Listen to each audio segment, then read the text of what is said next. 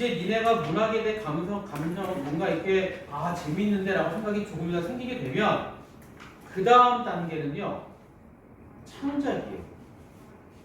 감상에서 끝나지 말고 창작까지 가면 좋은데 대본에 창작하기 어렵거든요. 그래서 뭐부터 가는 게 좋으냐? 그게 재구성이에요. 그래서 재구성 해보라는 거야. 재구성이 뭐냐? 원작 내용 표현 형식 맥락 매체 같은 거 변화를 주어서 그냥 만들어버리는 게 아니라 새로운 작품 만드는 게 재구성이야. 아예 새로워야 돼요. 이 기존에 있던 거를 활용할 수 있는데 새롭게 가야 되고, 니네가 그렇게 해서 창작을 했다면 혹은 창작을 하는 걸 봤다면 이런 세 가지 방식으로 비교해보는 감상이 되게 좋습니다. 원작과 비교해서 뭐가 바뀌었는가, 그 다음에 그래? 재구성할 때 들어간 작가의 가치관은 뭐지? 그런 거 한번 떠올려보고, 그 다음에 원작과 새로 만든 거를 비교하면서 둘 다 가치가 있는가, 어떤 가치가 있는가 라고 따져가면서 감상을 하게 되면 니네한테 이런 게 생겨요. 좋은 거야. 바로 창작은 어렵고요. 이전 단계를 재구성하는 게 중요해 보죠. 그래서 내가 니네한테 프린트 17쪽을 다시 와봐요. 내가 되게 좋아하는 시 몇 개 없는데 워낙 시 스타일은 아니니까. 김수영의 사랑이라는 시는 되게 좋아하거든요. 죽은 영혼. 그러니까 나 이거 니네 수업할 때마다 이거 설명할 때마다 마음속으로 뭔가 찝찝해요.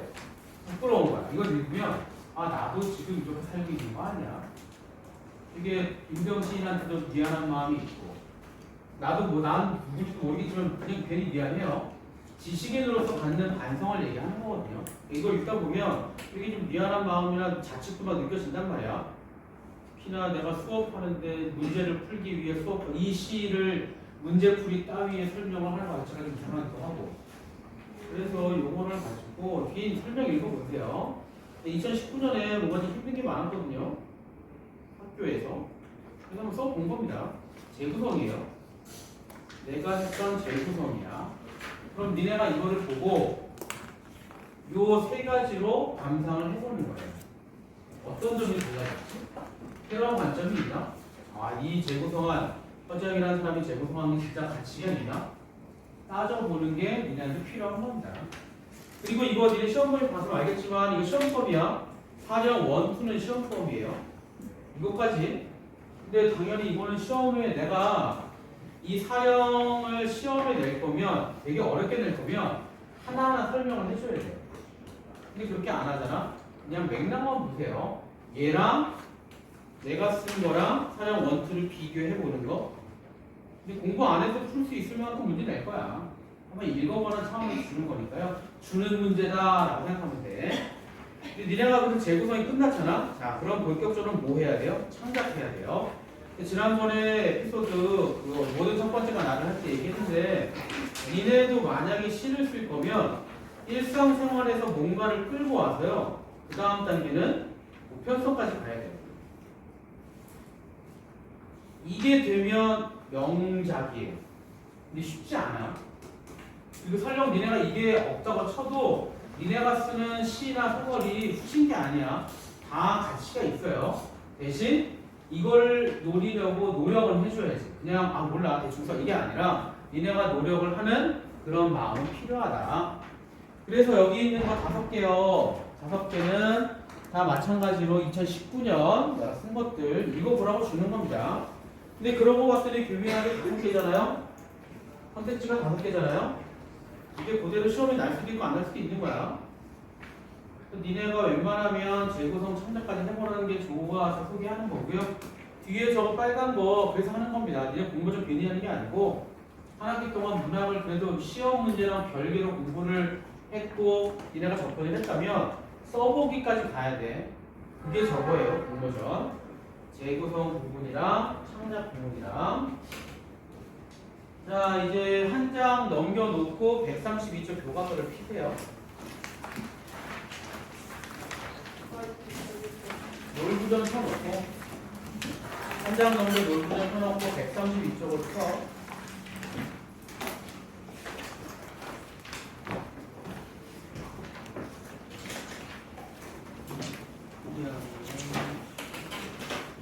오늘 거기 흥부 공부상까지 하고 끝낼 거니까.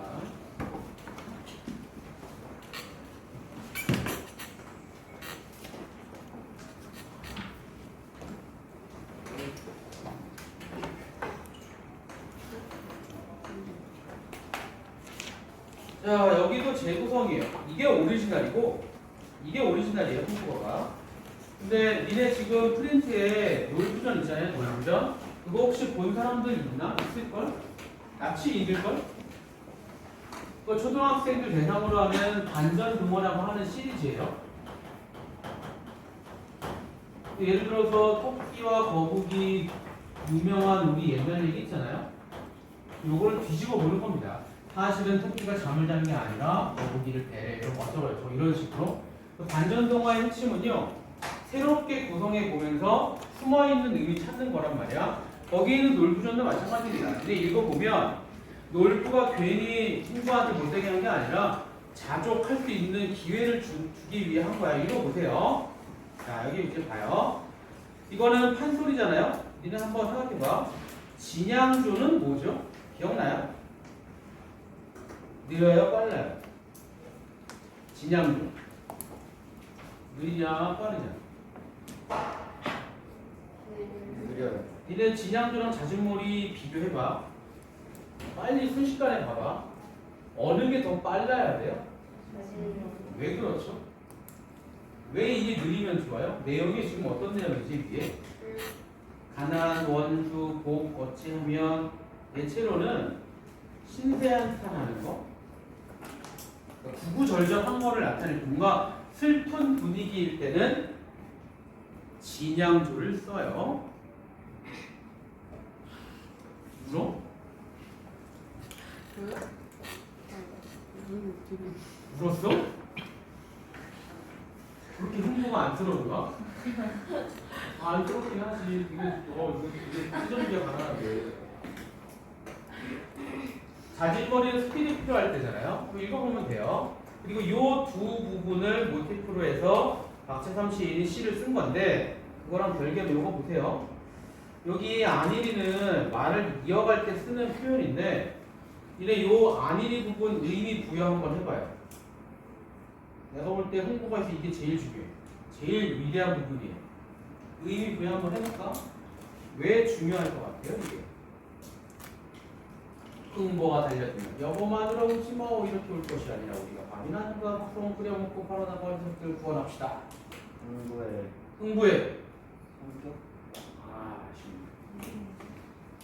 흥부에 이렇게 울 것이 아니라 끓여 먹고 팔아다 구원합시다. 극복이지. 비슷해요. 좀 더. 좀 더. 아니 모르겠지. 이게 내가 볼 때는 처음 나온 거예요. 뭐가? 흥부가 능동적 의지가 나온 건 이게 처음이에요. 이전까지 일해봤자 뭐였지? 혹시 아나? 뭐에서 돈 벌었지? 매파리 하고 형한테 가서 한 입만 줍시오. 이러고 뺨 맞고 밥도 생기고 이런 거잖아. 근데 여기는 실제로 뭔가 하잖아요. 바가지는 팔아다가 구원하겠다. 이제는 빌붙지 않겠다. 그래서 이 부분 되게 의미 있습니다. 이제 울 것이야. 이전 계속 울기만 했거든요. 서둘다 우리가 어떻게 죽는 거 아니야? 울기만 한단 말이야. 그러다가 여기서부터는 약간 바뀌어요. 이거 되게 의미가 있는 부분이야. 이 시점부터 바뀌는 거고요. 니네 줬던 그 놀부전에 이 얘기 나옵니다. 바가지를 놀부가 돈 주고 시킨 사람이 다 사요. 흥부가 만드는 바가지는 다 사. 그래서 흥부를 부자를 만들어줘. 근데 그게 소문나서 흥부가 진짜 부자가 돼. 이런 얘기거든. 아무튼 읽어보고요. 자, 마지막 흥부 부분 빨리 합시다. 흥부 부부면 우리나라 사람들은 기본적으로 이 사람들이 힘겹게 사는 사람이라는 거를 알아요. 그러니까 쉽게 접근할 수 있는 거야. 이런 작가님들도 이렇게 재구성을 합니다. 모티프를 따라서 재구성을 해요. 흥부 부부가 박덩이를 사이하고 가르기 전에 건넨 웃음살을 헤아려보라. 그리고 이 웃음살도 표시하세요. 되게 중요하거든요. 웃음살이 뭐냐? 금이 문제니, 화금이 문제니, 우리한테는 동반하다 그것이 문제다. 요거 묶고 설명할게요. 이렇게 묶고 나서 문제 있잖아. 과연 이 문제가 뭐겠느냐? 프로블럼이 아니에요. 그것이 확실히 풀어야 할 문제다. 이런 개념이 아니고 여기서의 문제는 중요한 것 아니면 중요한 가치. 봐요. 금이 중요한 것이겠느냐? 황금 벼 이상이 중요한 것이겠느냐? 그게 아니라 웃음의 물살 그것이 확실히 중요한 문제다. 뭐 하는 얘기예요? 웃으란 얘기입니다. 그럼 니네도 궁금하겠지? 자, 웃는 건 뭐예요? 자, 웃는 거. 웃는 거는 낙관적 태도를 의미한다고 보아도 되고, 혹은 웃음이라는 거는 사랑의 태도라고 보아도 되고, 아니면 웃음이라는 거는 상대방에 대한 배려의 태도라고 볼 수도 있고, 다 연결돼요. 아니면 좌절하지 않는 태도로 볼 수도 있죠. 그러니까 물론 금도 중요하고 황금별도 중요한데 웃음의 물살이라고 하는 낙관적이고 사랑하고 서로 배려하고 서로 사랑하고 서로 좌절하지 않는 그런 태도 그게 확실히 가장 중요한 것이다. 그러니까 없는 떡방아 소리 있는 듯이 드러낼 수도 있죠. 왜? 가난하지만 뭐 이렇게 장난칠 수도 있지. 웃으면서 손발 다른 처지는 힘겨운 삶만 이야기하는 거 아니냐? 완전 달아버린 거야 손발이. 근데 그 사람들끼리 또 중요한 말 나오잖아요. 같이 웃어 비추던 거울 면들아. 그래서 이거 얼굴 얘기하는 건데 같이 웃는 겁니다. 내가 웃으면 얘도 웃어요. 내가 화내면 쟤도 화내잖아. 근데 같이 웃으면 어떻게 돼요? 이런 거 되겠지 뭐. 그럼 해결되겠지. 되게 중요한 거. 근데 아무리 그래도요 서로 막 깔깔거리고 막 웃다가 갑자기 현실 자각할 수 있는 거 아니야? 서로 불쌍해. 그럼 어떻게 돼? 서로 눈물을 흘릴 거 아니냐? 근데 눈물을 흘려도 다시 어떻게 돼요? 다시 금시는 지금이라는 뜻이에요. 그러다가 지금 저절로 얼굴에 온 두들까지를 서로 부끄러워. 이딴 거에 좌절하면 안 되지. 우리가 눈물까지 흘려? 부끄러워. 창피해. 하고 어떻게 돼요? 먼 물살 가다가 소설 반짝이듯 서로 소스라치면서 어떻게 하래요? 본 웃음 물살을 지었다고 헤아려 보라. 시키는 겁니다. 웃어. 라고 시키는 거예요. 서로 이렇게 뭔가 비참한 걸 보면서 부끄러워해도 다시 웃어. 서로 소스라치게 만들어. 시키는 거야. 어떻게 하는 얘기예요? 웃어. 그 얘기하는 겁니다. 그럼 이제 봐요. 아까 했던 거 위에 헤아려 보라 똑같잖아요? 똑같습니다. 이거 문법적으로 보면요. 이렇게 보면 돼요. 요거랑 요거는 명령이에요. 헤아려 하는 거야. 시키는 거야. 가르기 전에 건넨 웃음살을 생각해. 꼭 해야 돼. 내가 시키는 거야. 니네 본 웃음 물살을 지었다고 생각해. 헤아려. 시키는 거고. 또 하나. 밑에 보면 그것이 확실히 문제다. 그것이 문제다. 요거 있잖아요. 요 둘도 이래요. 얘랑 얘를 보면 단정이에요. 그것이 확실히 문제일지 몰라. 그것이 확실히 문제 아닐까요? 이런 게 아니라 문제야. 그러니까 내가 니네한테 단정형으로 명령하잖아요. 중요한 건 웃음이야. 웃음을 생각해 라고 시키게 되면 독자들은 어떻게 생각하느냐? 이렇게 해야 되나 보다. 그럼 어떻게 돼요? 이걸 받아들이겠죠? 그럼 어떻게 살아요? 열심히 살겠지? 비록 힘들어도 열심히 살겠죠? 어떻게 열심히 살아요? 이런 태도를 갖겠지? 이제는 애들을 잘 키워야겠다. 걱정하지 말자. 이렇게 접근할 수 있죠? 그게 이 시의 목적입니다. 자, 그리고 또 보면 여기에 거울 면들아 부르잖아요. 그러면 여기는 청자가 있다고 볼 수도 있고 그런 식이면 이 시는 일종의 대화 형식이라고 볼 여지도 있어요. 근데 뭐 그런 게 중요한 게 아니야. 대화 형식을 접근한다면 독자들은 더더욱 여기에 공감하겠지. 나한테 시키는 것 같으니까. 혼잣말이 아니라 나한테 시키는 것 같잖아요. 그래서 전달력이 더 커진다는 거. 그런 것도 이해합시다. 자, 오늘 여기까지 하고요. 다음 시간에